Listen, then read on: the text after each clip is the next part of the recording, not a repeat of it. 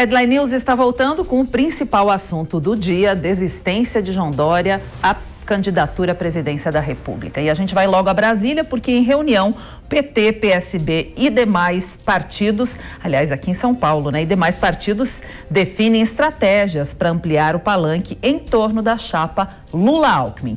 Camila Yunes, boa tarde, bem-vinda. O que será definido nesse encontro? Oi, Cláudia, muito boa tarde para você, para todos que nos acompanham aqui na Jovem Pan. Vários assuntos serão debatidos nessas reuniões que estão acontecendo no dia de hoje. Comunicação, finanças, estratégias políticas e, sobretudo, estratégias para aumentar o palanque do ex-presidente Lula.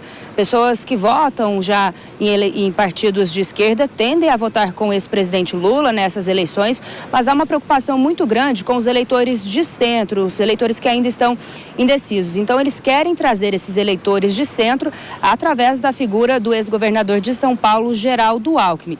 Inclusive, o que tem se falado aqui, alguns parlamentares, políticos disseram hoje por aqui, é sobre vencer as eleições em primeiro turno. Eles querem vencer em primeiro turno, não deixar chegar no segundo turno, mas claro, eles falam que é muito difícil, mas essa é a ambição da coligação, vencer as eleições presidenciais em primeiro turno. Inclusive, esse é um dos pontos que fala o Paulo Pereira, que é o presidente da Solidariedade, deu algumas declarações mais cedo numa coletiva rapidazinha aqui para a imprensa. Vamos acompanhar. Eu acho que ele pode atuar bastante nesse campo que eu estou dizendo, ou seja, de ampliar essa aliança.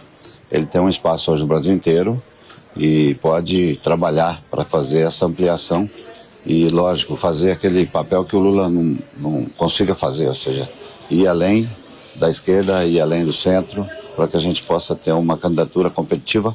E como eu acredito que a eleição vai se estreitar cada dia mais, eu não acredito em segundo turno. Acho que a eleição vai se resolver no primeiro turno. Então, por isso, nós precisamos fazer com que a candidatura do Lula seja a candidatura daqueles que querem tirar o Bolsonaro e reconstruir o Brasil.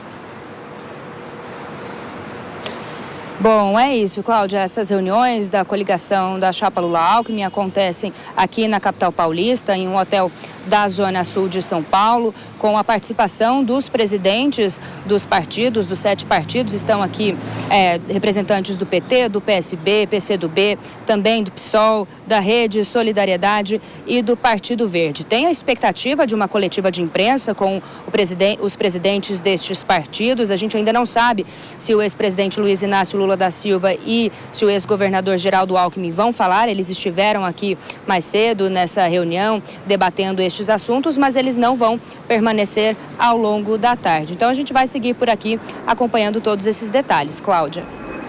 Obrigada aí, Camila Yunes. Vamos chamar novamente o Paulo Figueiredo. Paulo, a gente viu aí reunidos PT, PSB, Solidariedade, PV, PCdoB, Rede, PSOL, reunidos para buscar estratégias para conquistar esse eleitor mais de centro. Quais são as chances aí de conquistar esse público? Só falta descobrir quem são os eleitores de centro, que ainda não se traduziram em nenhuma pesquisa, né?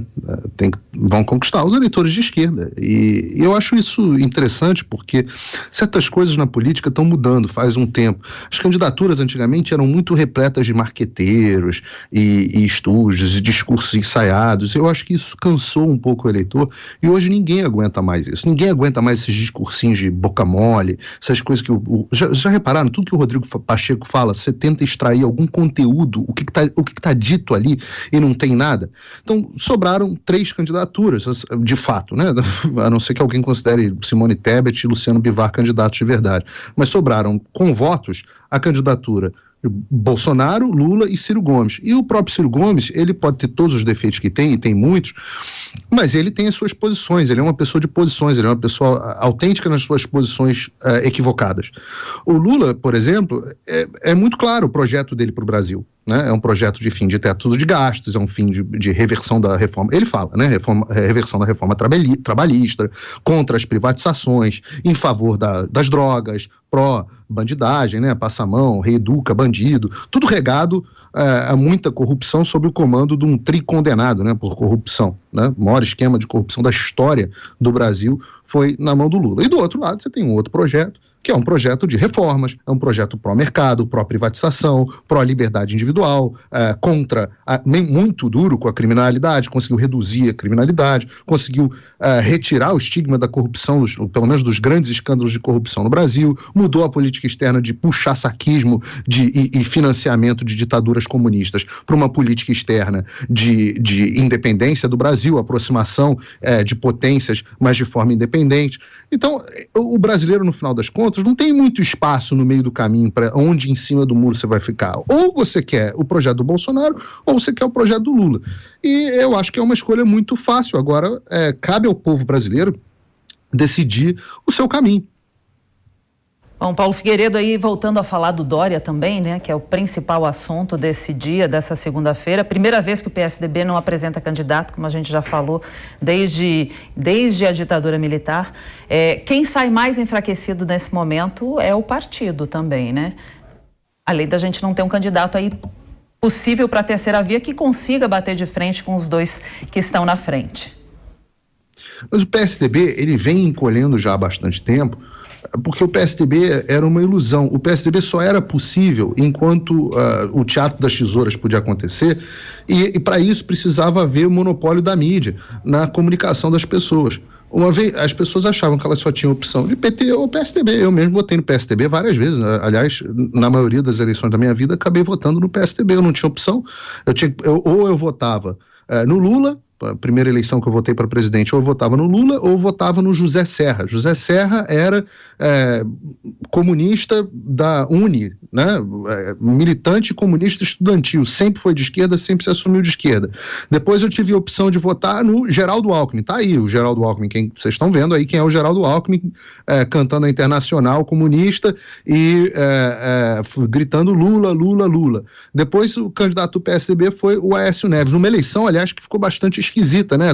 A Dilma deu aquela crescidinha na reta final na apuração, e o próprio PSDB, que agora diz que as urnas são maravilhosas, que pode confiar no sistema eleitoral, ali naquele momento trouxe questionamentos em relação às urnas.